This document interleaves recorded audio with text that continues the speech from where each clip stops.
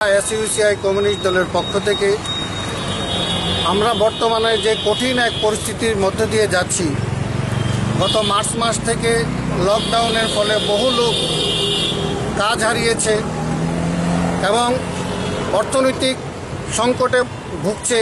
আর তার সঙ্গে পাল্লা দিয়ে বাড়ছে আলু, পেঁয়াজ, ডাল, তেল থেকে শুরু করে সমস্ত জিনিসপত্রের আকাশ ছোঁয়া মূল্য বৃদ্ধি। এই মূল্য বৃদ্ধি প্রতিরোধে সরকারের কোনো ভূমিকা নেই। তার প্রতিবাদেই আজকে আমাদের এই অবস্থান বিক্ষোভ আমরা প্রদর্শন করছি। আমরা আহ্বান রাখছি সারা রাজ্যের মানুষকে এই অস্বাভাবিক আকাশ ছোঁয়া মূল্য বৃদ্ধির প্রতিবাদে আপনারা দুর্বার গণ আন্দোলন গড়ে তুলুন। সরকারকে বাধ্য করুন যাতে সরকার এই মূল্য বৃদ্ধি কমাতে সদর্থক পদক্ষেপ নিতে বাধ্য হয়। কালোবাজারি বন্ধ করে লোক দেখানো শুধুমাত্র বাজারগুলিতে গিয়ে ভিজিট করা নয়, সত্যিকারের অর্থে এই মূল্য বৃদ্ধি যাতে কমাতে সরকারের পদক্ষেপ গ্রহণ করে। আপনারা সকলেই এগিয়ে আসুন, আন্দোলন গড়ে তুলুন। সঞ্জয় চৌধুরী, এসইউসিআই কমিউনিস্ট দলের রাজ্য সাংগঠনিক কমিটির সদস্য।